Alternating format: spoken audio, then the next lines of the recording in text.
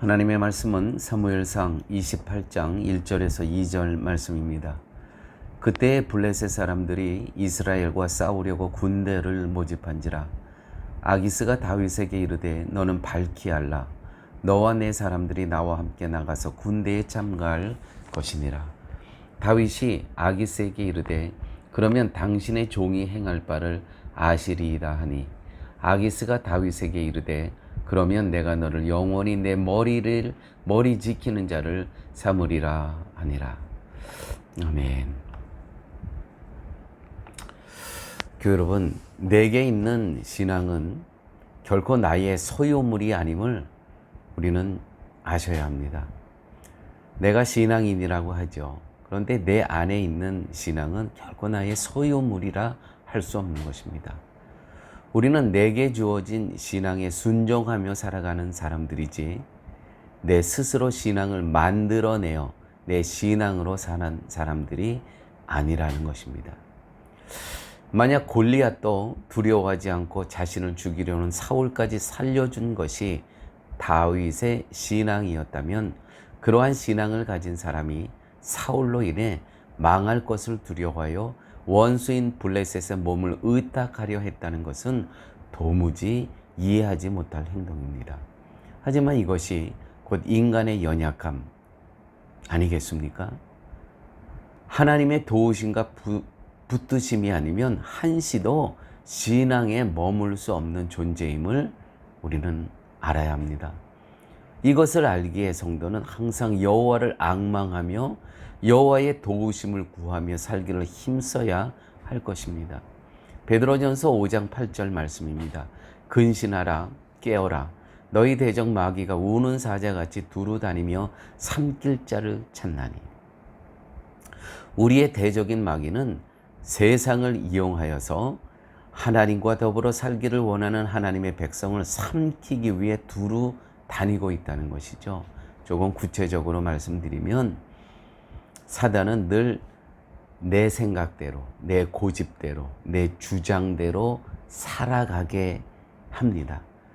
그것이 사단의 계략입니다. 그런데 성도는 내 고집과 내 생각대로, 내 뜻대로 살아가는 것이 아니고요. 우리는 어느 때든지 하나님의 뜻대로, 말씀대로, 하나님의 계획하신 대로 살아가기를 소원하며 늘 말씀 붙잡고 살아가는 존재라는 것이죠.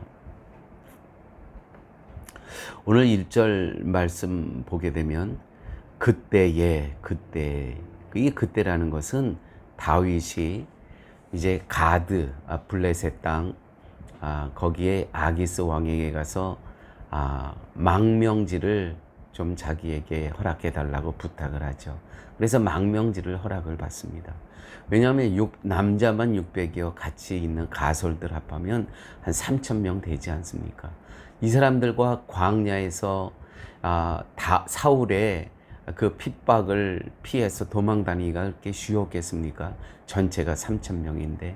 그래서 지금 블레셋 땅 가드에 가서 아기스 왕에게 망명지를 받고 살아가는 형편이 있습니다. 그때에 블레셋이 이스라엘을 치려고 군대를 모집했다는 것입니다. 그런데 아기스가 다윗과 함께한 사람들까지 군대에 참가하라고 명령을 내립니다. 이것은 아기스가 다윗을 자기 편으로 여긴다는 뜻 아니겠습니까? 아기스가 다윗을 자기 편으로 여기게 된 결정적인 사건은 다윗이 이스라엘과 적대 관계에 있는 그술, 기르스, 아멜렉 사람들을 쳤으면서도 아기스에게는 돌아와서 반대로 이스라엘과 우호적인 관계에 있는 유다 남방 사람, 여라무엘 사람의 남방, 겐 사람의 남방을 쳤다고 거짓말을 한 것을 우리는 지난 장에서 지난 주일에 우리는 말씀을 통해서 알고 있습니다. 이 아기스 왕이 바라는 것은 이 유다와 우호적인 관계에 있는 그 마을들을 공격해서 그 사람들의 땅을 빼앗아 오는 것을 원했던 것이죠.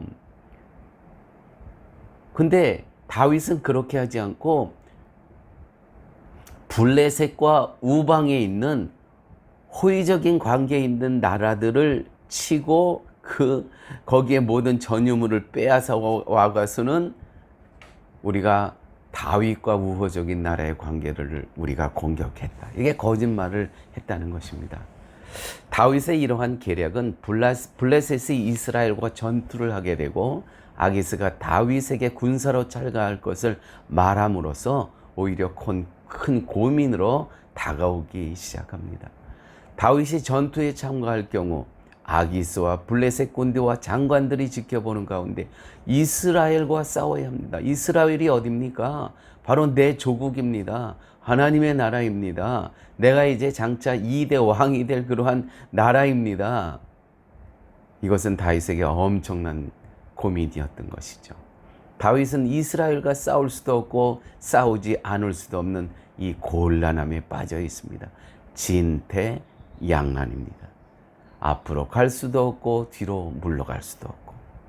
여러분, 우리 삶 가운데 나의 사소한 거짓말 때문에, 나의 현실적인 문제 때문에 이렇게 진퇴양난에 빠질 경우가 우리의 삶 가운데 종종 있다는 것이죠.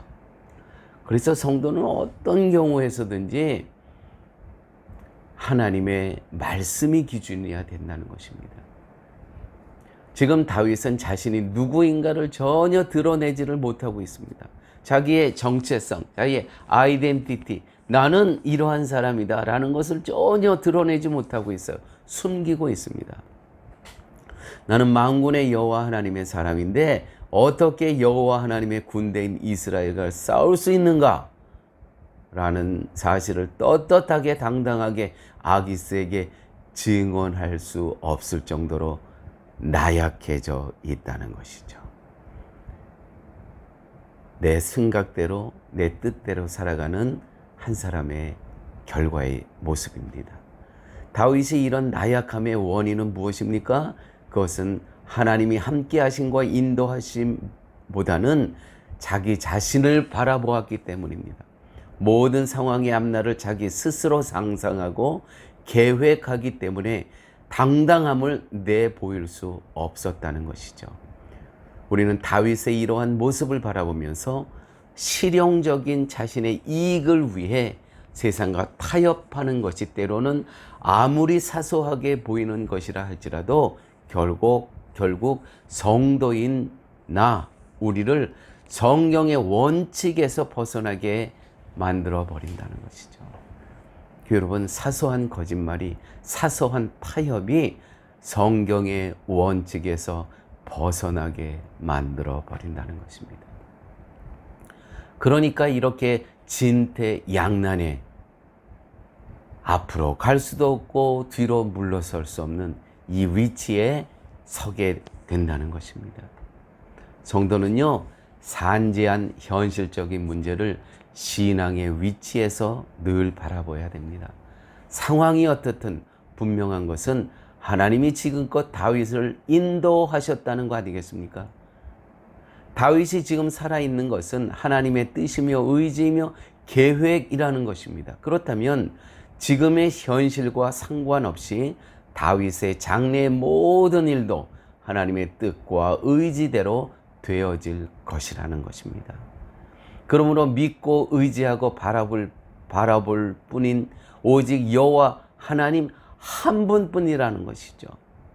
우리가 믿고 의지하고 바라볼 분은 오직 여호와 하나님 한 분뿐이라는 것입니다. 이것이 신앙적인 위치에서 현실을 바라보는 성도의 삶이 되어야 된다는 것이죠.